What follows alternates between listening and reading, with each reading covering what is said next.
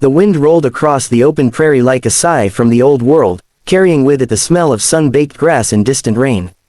The land stretched endlessly, open and wild, untouched except for the paths of hooves and footsteps belonging to those who had lived here long before any wooden fences appeared. Iona rode with her back straight and her chin lifted, the feathers woven into her braids fluttering as she urged her mare forward. She was proud, graceful, and deeply connected to every stone, every patch of earth she crossed. Her tribe had always said she was born with the wind in her blood, destined to roam freely, untamed. Her mare, Sani, had carried her across these plains since she was a child. The two shared a bond deeper than words. Iona trusted Sani with her life. But trust cannot protect against misfortune. As they galloped along a low ridge, the mare's hoof plunged into a burrow hidden beneath the tall grass. The jolt was violent, sudden. Iona felt her body thrown forward before thought could form. The world blurred into sky and dirt, and then pain crashed into her leg with a sharp, sickening crack. She hit the ground hard, air knocked from her lungs. The cry that tore from her throat was not just from pain, but from shock and disbelief. Sani whinnied in fear and bolted, hooves pounding away until the sound faded into open silence. Iona lay on her back, staring at the sky as clouds drifted lazily overhead, uncaring. The pain radiated in waves, hot and fierce. She tried to sit up, but the moment she moved, the agony in her leg burned like fire. She clenched her teeth, swallowing a cry. The grass around her whispered in the breeze. The earth was wide, empty, and she was alone. She pressed her palm into the soil, grounding herself. Her people taught resilience. Pain was not an enemy, only a test. She needed to think. She needed to survive. But time passed, marked only by shifting shadows and the growing thirst in her mouth. The sun dipped lower, painting the plains in gold that slowly deepened into the bruised colors of dusk. Coyotes began to call in the distance. The cold crept in. She tried again to move. Again she failed. Her pride fought harder than her body could. Her voice cracked as she called for help, knowing no one would hear her in such vastness.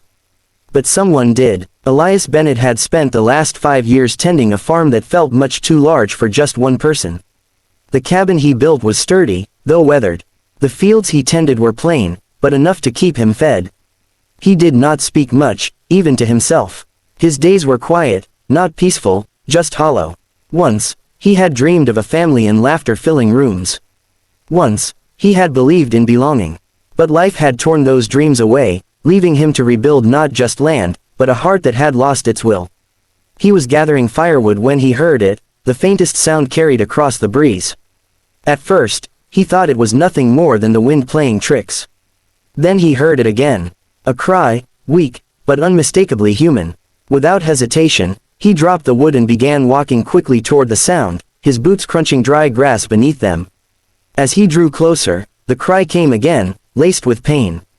He found her lying on her side near the ridge, breathing hard, eyes blazing with exhaustion and anger. Even wounded, she held herself like a warrior who refused to surrender. Her leg was twisted at a wrong angle, and Elias could see the swelling. She looked at him sharply, suspicion flaring before anything else. Her hand reached instinctively for the knife at her belt, though she was too weak to lift it. Elias raised both hands slowly, keeping his distance. He knew enough about the tribes to understand her distrust. Settlers and natives did not share kindness easily. The land had seen too much blood, too many broken promises. "I'm not here to hurt you," he said, his voice calm but earnest. "You're injured. Let me help." She stared at him, breathing through her teeth. Her pride screamed to deny him. Her pain said otherwise. "You are a settler," she rasped. "Your people take. You do not give." Elias nodded slightly. "Some do. I am not them." Her eyes flickered. Not trust. Not yet, but something that recognized truth in his tone. She tried to move again, biting back a scream. Her body trembled. Elias moved closer, slowly, watching her carefully for resistance. When he knelt beside her, she did not strike him. Not because she couldn't, but because something inside her had begun to waver. He examined her leg with gentle hands. The bone was fractured, but not shattered. It needed splinting and rest, neither of which she could manage alone. Without help, the cold night would finish what the fall had started. "I need to carry you," he said quietly. Her jaw tightened. In her culture, to be carried was to be vulnerable, to be helpless, but death was more humiliating than needing help. With effort, she gave the slightest nod. Elias slid his arms beneath her carefully. She was light, but strong. Even in pain, she resisted the vulnerability, her fingers curling into his shirt, her breath ragged. She hated the need, hated her body for betraying her. He carried her the long walk back to his cabin, step by steady step. The sky deepened to indigo. Stars emerged in quiet patterns. Her head rested against his shoulder, but her eyes never left the horizon, as if searching for her freedom, for her horse, for her tribe. Inside the cabin, Elias laid her gently on his bed, the only bed he had. The room smelled of wood smoke and cedar. He worked quickly, heating water, gathering herbs and splints. She watched him with guarded intensity, still ready to fight if he showed even a hint of cruelty. When he touched her leg to set the bone, she gritted her teeth, her breath shaking. He spoke to her softly, steady words meant to anchor her mind away from the pain. When at last her leg was splinted and wrapped, sweat coated her brow, but she did not cry. She had survived. For a long while, neither spoke. The fire crackled. Night settled outside. The world felt small within those four walls. Finally, she looked at him, not with fear, but with a question deeper than any words. "Why?" she whispered. Elias sat back on his heels, his expression worn and honest. "No one should suffer alone," he said. "Not if someone can help." Her eyes softened a fraction. A very small fraction. Two strangers. Two worlds. Two wounds no one else could see. And the wind outside whispered that everything had just begun. Morning came quietly, as if afraid to disturb the fragile stillness that had settled inside the cabin. Pale sunlight filtered through the small window, dust motes dancing in its glow. The warmth of the fire still lingered, though it had burned low overnight. Iona stirred, wincing at the dull ache pulsing through her leg. Her thoughts were slow at first, heavy with memory, falling, pain, a stranger's arms carrying her through the fading light. She blinked, bringing the room into focus. Everything inside the cabin was simple: hand-carved shelves, woven blankets, dried herbs hanging in neat bundles. No decorations, no clutter. Just what was needed to live. A solitary man's world. Elias moved quietly near the fireplace, pouring something from a small pot into a wooden bowl. The air smelled of onions and sage, comforting and earthy. When he turned, he saw her awake and offered her a small nod, not a smile.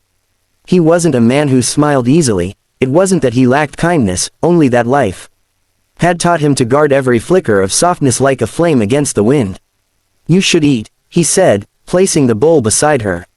"It will help." Iona looked at it without touching it. In her culture, nothing was taken without balance. To accept help was to agree to offering something in return.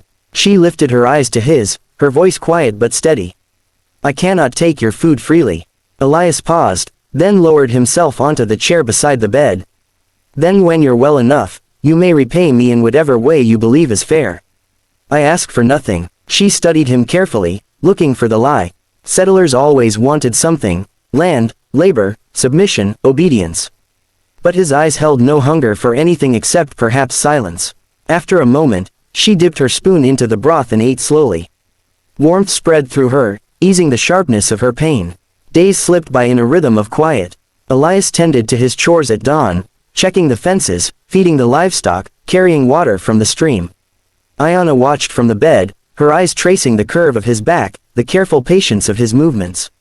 He was a man carved by effort, by the necessity of doing everything alone. The cabin bore the marks of a life without help, repairs done by one hand, meals cooked for one plate, silence filling every space. Sometimes, he spoke only to ask how her pain was. Other times, they did not speak at all for hours, yet the quiet between them no longer felt threatening. It felt shared. On the fifth day, she asked for something to occupy her hands. In her tribe, idleness while others worked was disrespectful. Elias hesitated before bringing her a basket of dried sage and sinew thread. She began weaving medicine bundles, her fingers nimble despite her injury. The familiar movement steadied her spirit. "You learned those skills young," Elias observed quietly as he repaired a wooden tool near the hearth. "From my grandmother," Iona replied. "She taught me that the hands must know how to heal, because the world will always know how to wound." The words settled heavily between them. Elias did not answer for a long time. It was that evening, when a storm rolled across the plains, that the distance between them shifted. Thunder cracked like a mountain splitting, shaking the wooden walls. Iona's breath quickened, not in fear, but because storms stirred memories, voices chanting prayers, fires burning bright in the nighttime circle, her father telling her the storm was the earth's heartbeat. She missed home. Even with her strong spirit, loneliness crept in like the cold. Elias noticed her troubled expression and pulled another blanket over her, not touching her, just placing it gently. The storms pass quicker out here, he murmured. Everything passes quickly out here, she replied. Even people. Elias stiffened. The comment had cut deeper than she knew. In the flash of lightning, she saw it, his face, carved with grief long settled but never healed. She spoke softly, without command or accusation. Whom did you lose? He did not answer right away. He worked his jaw, choosing words with care. My wife, he said finally. We came west to start new. She became sick the first winter. There was no doctor close enough. By the time I reached help, it was too late. He didn't look at her. He stared into the fire, eyes distant. I buried her on the hill behind the cabin, he continued quietly. I haven't left this land since. I suppose, I didn't know how to live anywhere else anymore. Ayana listened with her whole spirit, not simply hearing the story, but feeling it. Loss recognized loss. Wounds recognized wounds. My mother died in a raid, she said softly. I was small, but I remember her voice. I carry her songs, so she does not disappear. The storm outside softened, the thunder moving farther across the land. Their shared silence was no longer empty. It was a place of understanding. As days passed, Ayana's leg healed slowly. She practiced sitting up, then standing with Elias's help. Each step was painful but determined. She did not complain. Elias admired her strength, though he never said so aloud. She admired his steadiness, though she never admitted it. There were moments when their eyes met and held for just a breath too long. Moments when her laughter, rare but bright, loosened something in him he thought had died. Moments when he looked at her and felt the cabin no longer seemed so small, nor the silence so heavy. But both knew their worlds were not meant to stay one. One morning, before sunrise, Ayana heard a distant drumming, hoofbeats. Many of them. She stiffened, instinct waking in her like a flame. Elias stepped outside, jaw tense, as riders approached. Warriors of the Apache, painted for travel, their bows sheathed but ready. At the front rode Koda, Ayana's older brother, strong, fierce, eyes sharp as an eagle's.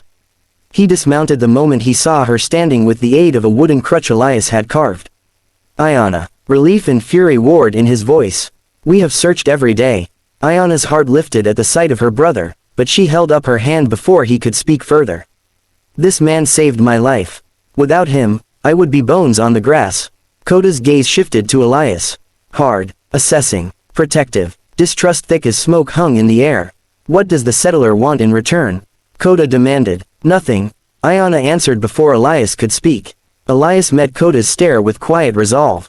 Nothing, he echoed. Warriors exchanged uneasy glances. The world they lived in did not often allow kindness without cost. Yet the truth stood plainly between them. Koda stepped closer to Elias. Not threatening, just close enough that the weight of his judgment was undeniable. You did a good thing, he said at last, voice low. And my people do not forget good deeds. Ayana gathered her things slowly. Elias watched. Not with ownership, not with expectation, but with something deeper, something he didn't know how to name. When she was seated upon her horse once more, she turned to him. The wind lifted her hair, the sun touching her face with gold. You carry sorrow like a stone, she said softly. But stones can be set down. Come to the valley in the time when the leaves turn red. You will find a place where your heart may live again. Their eyes held. Her horse moved. The plains opened before her. Elias stood alone in the doorway of his quiet cabin, but for the first time in years, the silence did not feel like an ending. It felt like a beginning.